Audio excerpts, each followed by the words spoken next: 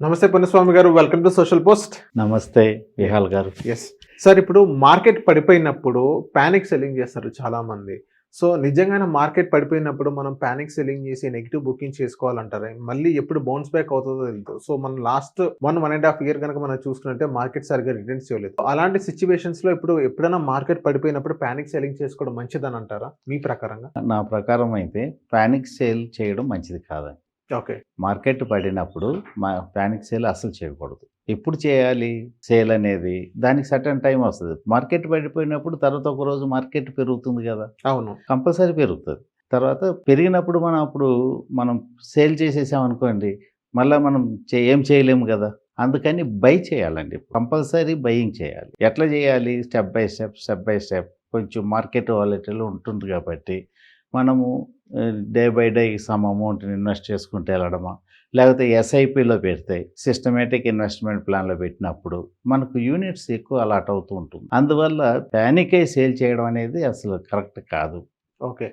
Sir, కానీ ఇప్పుడు ఒక్కసారి మార్కెట్ పడిపోతే మళ్ళీ ఎప్పుడు బౌన్స్ బ్యాక్ అవుతుందో తెలియదు. కానీ బౌన్స్ బ్యాక్ అవుతుంది, టైం పీరియడ్ అని మనకు తెలీదు. సో అంతవరకు మనీ అక్యుములేట్ చేయడం అనేది, సో చాలా మంది డైలీ చూసుకుంటారు.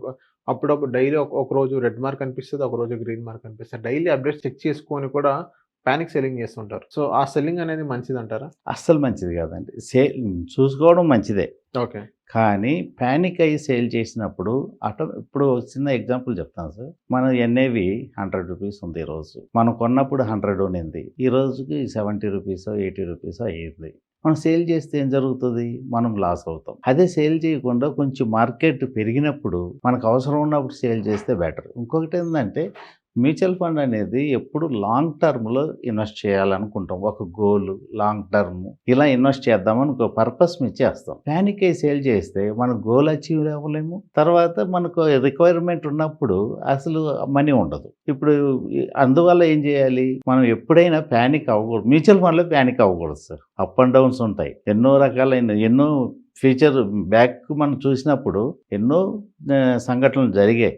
ఎన్నో అప్ అండ్ డౌన్, మార్కెట్ పడవడం లేవడం అలా జరుగుతూనే ఉంటాయి. ఒక సందర్భాన్ని బట్టి జరుగుతూనే ఉంటుంది.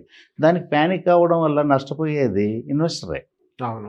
కాబట్టి ఇన్వెస్టర్ తెలివైన వల్ల అయితే ప్యానిక్ అవ్వకూడదు. అసలు అవ్వకుండా ఒక మార్కెట్ని గమనిస్తూ మనము విత్డ్రా చేయకపోతే, మరీ అవసరం అనుకోండి, ఎమర్జెన్సీ అనుకోండి, హాస్పిటల్ లాంటి ఖర్చులు అన్నప్పుడు అప్పుడు ఎంతైనా తీయాలి. కానీ ఇలాంటి ఏమీ అవసరం లేకుండా భయపడి మాత్రము హోల్డ్ చేయాలి, కానీ తీయకూడదు. సో హోల్డ్ చేయాలని మీరు అన్నారు. ఎన్ని ఇయర్స్ వరకు హోల్డ్ చేసుకుంటూ ఉండాలి సార్? ఇప్పుడు మనం ఎప్పుడైనా ఇప్పుడు చూడండి, మనము వెనక్కి వెళ్ళి చూస్తే సెన్సెస్ ఒక 2-3 ఇయర్స్ ఒక్కొక్కసారి డౌన్లోనే ఉంటుంది. అప్ అండ్ డౌన్ ఉంటుంది. ఒక్కసారి ఇంక్రీజ్ అవుతుంది. ఎన్ని సంవత్సరాలు అనేది మార్కెట్ సిచ్యువేషన్ బట్టి మనము దాన్ని స్టడీ చేస్తూ ముందుకెళ్ళాలి. అంతేగాని మనం ఇన్ని సంవత్సరాలు అనేది ఉండదు. 3-4 ఇయర్స్లో మారచ్చు, 3-4 మంత్స్లో మారచ్చు, 2 డేస్లో కూడా చేంజెస్ అవ్వచ్చు. కాబట్టి ఎప్పుడు ఎలా ఉంటుందో మార్కెట్ని మనము అబ్జర్వ్ చేస్తూనే ఉంటూ ముందుకెళ్తూ ప్యానిక్ అయి మాత్రం తీయడం కరెక్ట్ కాదు అంటున్నాను. అదే సార్, ఒక 3 ఇయర్స్ వరకు అలాగే హోల్డ్ ఆన్ చేసుకోవాలంటారు. ఇప్పుడు ఒకవేళ మ్యూచువల్ ఫండ్స్ లో ఇన్వెస్ట్ చేసిన ప్రతి ఒక్కరు సో ఇలా ఇన్వెస్ట్ చేస్తారు, మార్కెట్ అలా పడిపోతుంది. సో అలాంటి సిచ్యువేషన్స్ లో ఎన్ని ఇయర్స్ వరకు మనం హోల్డ్ ఆన్ చేసుకోవాలని అంటారు? 5 to 10 ఇయర్స్ పెట్టిన వాళ్ళకి వెరీ గుడ్ రిటర్న్స్ వస్తుంటాయి. షార్ట్ టర్మ్ ఎవరు పెడతారో వాళ్ళకి చాలా అవసరాన్ని బట్టి తీసుకోలేని పరిస్థితిలో ఉంటుంది. అందుకని మ్యూచువల్ ఫండ్ ఇండస్ట్రీకి వచ్చినప్పుడు ఎప్పుడు లాంగ్ టర్మే ఉండాలంటారు. ఎందుకు లాంగ్ టర్మ్? మార్కెట్ ఎలా ఉంటుందో ఏంటనేది అప్ అండ్ డౌన్స్ ఉంటాయి కాబట్టి లాంగ్ టర్మ్ ఉంటేనే మంచిది. 5 to 10 ఇయర్స్ పెడితే రిటర్న్స్ చాలా చాలా బాగా వస్తుంటుంది. ఓకే.